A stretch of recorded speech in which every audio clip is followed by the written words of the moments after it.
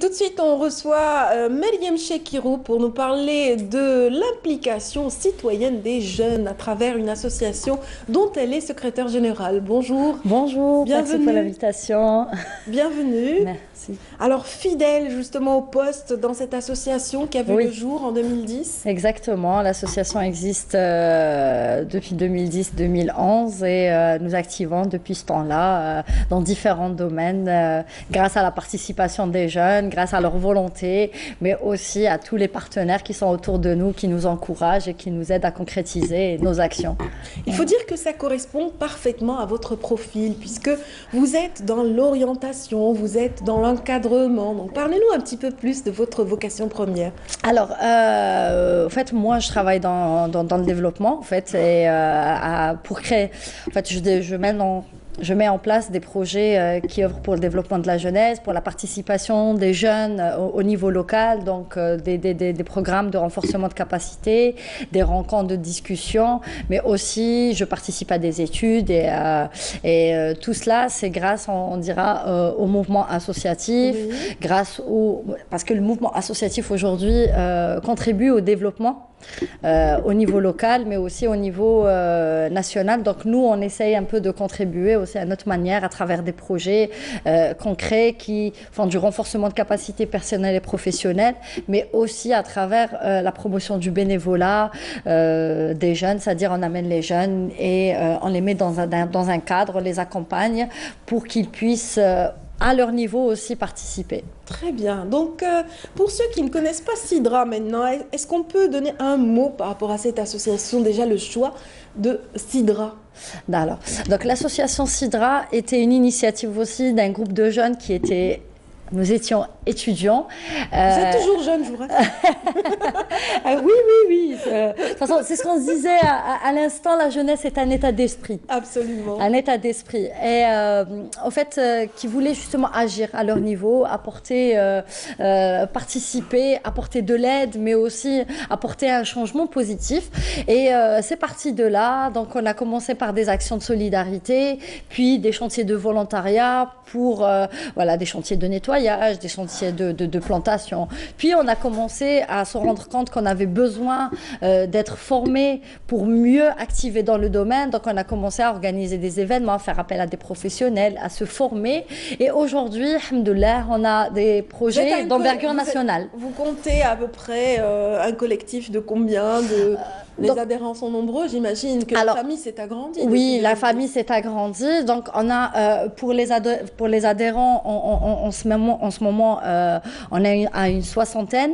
Mais après, tout dépend des activités où on peut mobiliser jusqu'à 300 volontaires pour une activité. Mais disons que les plus fidèles, le noyau dur. Le noyau dur, voilà, exactement. Le noyau dur. On a une soixantaine de personnes qui sont là, qui sont autour de l'association, qui interviennent dans différents domaines. C'est excellent quand même comme réseau et ça vous a permis justement d'avoir la louable initiative de tisser des traits d'union avec des villes du Sud, notamment Adrar. Exactement. Bon, parlez-nous un petit peu du passif avant qu'on en vienne à l'actualité, bien sûr. Oui, alors le passif justement, c'est qu'il y a quelques années, au fait, ça a commencé par une participation fait Adrar, un membre de l'association, où il a été très bien reçu, mais il s'est rendu compte aussi du besoin voilà, au niveau local. Et il s'est dit, un jour, je reviendrai et j'essaierai de dire lahum al khair. Voilà comment ils l'ont accueilli à notre manière, Et depuis, depuis 2010, on mène des opérations à Adrar en étroite collaboration avec des associations locales qui sont très actives dans le domaine du patrimoine culturel, solidaire. Et on a tissé des liens, c'est-à-dire on a des opérations de solidarité, mais aussi des échanges culturels, des ateliers. Et aujourd'hui, même à travers des projets de renforcement de capacité, c'est eux aussi qui viennent.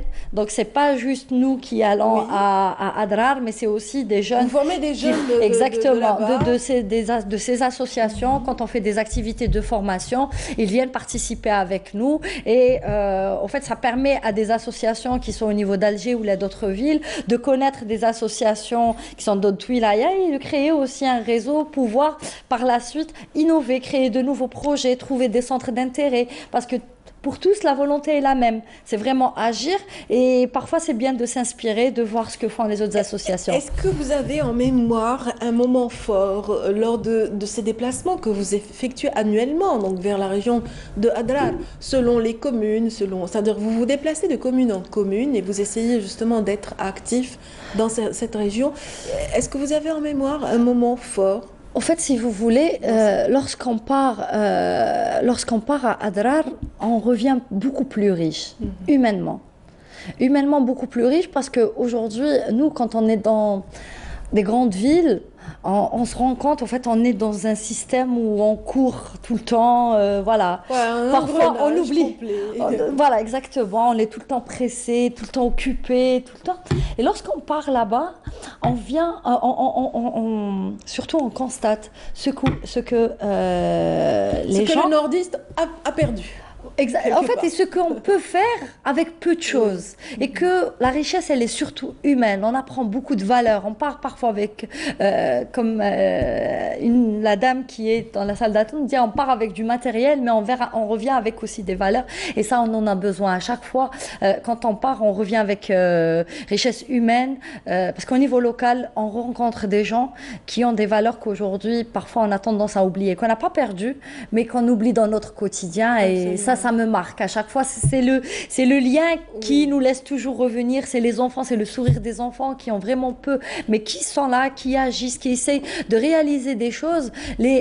Parfois, avec ce qu'on a, on peut réaliser alors beaucoup. C'est ça le constat. Oui, tout à fait. Voilà. Tout à fait. De manière très spontanée dans ces régions-là, notamment par exemple à Timimoun, on assiste à une organisation fabuleuse, citoyenne, donc sans vraiment subvention d'État. Exactement. Dans la rue, tout se manifeste et tout est visible par la solidarité et l'entraide. Et justement, en parlant de solidarité, vous organisez prochainement une très belle caravane qui va aller jusqu'à Adrar une fois de plus. Voilà, exactement. Donc, la dernière caravane a eu lieu en 2016, fin d'année 2016. Donc, cette année, on revient où on organise une caravane qui aura lieu sur 3 communes. Donc, il y a Adrar, il y a Tamantait et Talmin.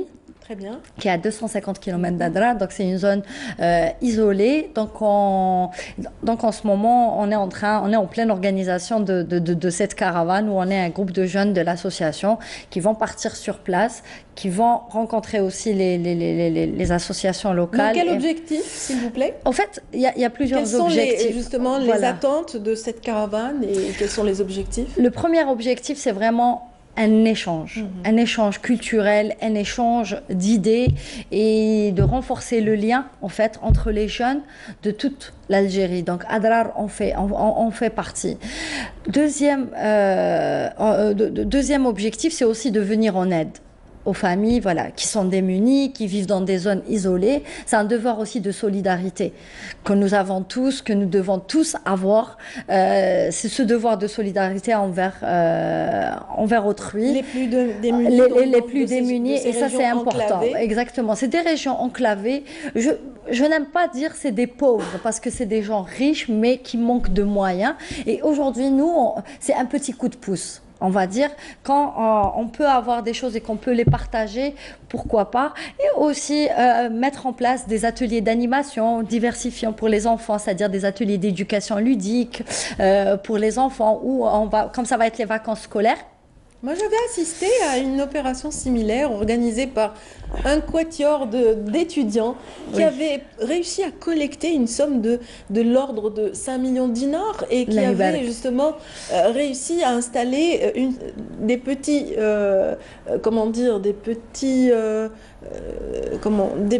sources d'alimentation photovoltaïque dans des régions enclavées et qui avait réussi à aider le démarrage d'une scolarité pour des enfants très démunis.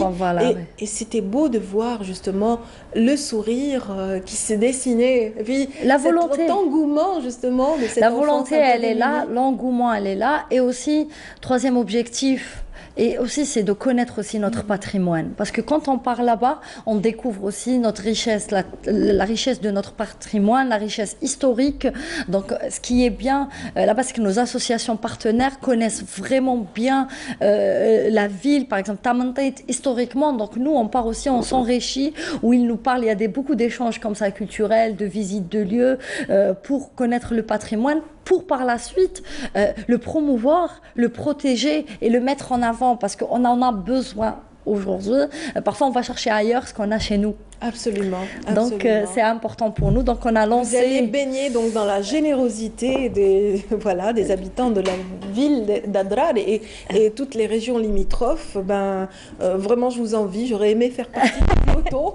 Voilà, exactement. Donc, c'est pour ça... du peloton, mais bravo. Merci beaucoup. Donc, c'est pour cela, pour cette caravane, on fait appel... Au fait, on fait appel, c'est une collecte de dons, oui, surtout, qui est importante. Voilà, exactement. Donc, on fait appel à tous les donateurs. S'il vous plaît, si vous avez des jouets, des affaires scolaires, des vêtements en bon état, très important, en bon état, que vous n'utilisez plus, que vous souhaitez les donner, donc nous vous serons très reconnaissants de nous les remettre. Nous allons, nous, à notre niveau, les distribuer au niveau d'Adra. Donc on prend les... Comment vous contactez pour cela ? Alors, ils peuvent nous contacter à travers la page Facebook de l'association. Donc c'est Association Sidra. SIDRA. On est aussi sur Instagram, donc sur la page de l'association, il y a une affiche, il y a aussi des numéros de téléphone.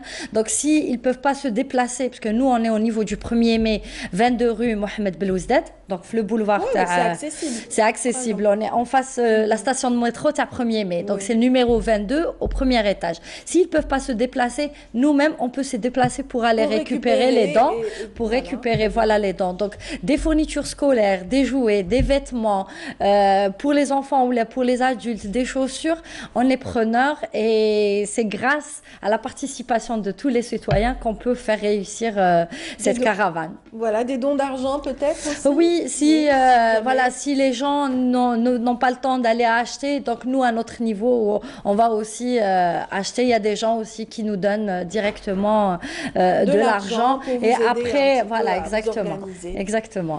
Voilà, on vous souhaite bon vent pour la caravane qui débutera quand et qui... Donc voilà, donc justement très important. Oui, donc pour les dons, s'il vous plaît, si vous voulez participer en offrant des dons, merci de le faire avant le 22 décembre parce que la caravane démarre le 24 décembre et durera jusqu'au 5 janvier. Ah, vous allez faire un peu comme Père Noël. Voilà, exactement. On part le 24. Vous partez avec un traîneau plein de cadeaux. Voilà, on profite parce que c'est les vacances scolaires pour les enfants là-bas aussi. Donc c'est une période où on peut faire beaucoup de choses. Bon, là, c'était juste le mot pour rire. Oui, oui. Exactement, c'est exactement ça. C'est une période. Ce n'est pas dans notre culture, mais quand même, ça coïncide avec une période propice. Et ce sont les vacances à partir justement du 22. Du 24. Donc, mais on collecte des dents jusqu'au 22. Comme ça, à notre niveau, on peut les trier, les conditionner pour les envoyer par la suite. Donc, merci infiniment. Donc, merci à vous. Mariam Chekirou. Donc, vous êtes donc secrétaire générale de l'association Sidra, SIDRA.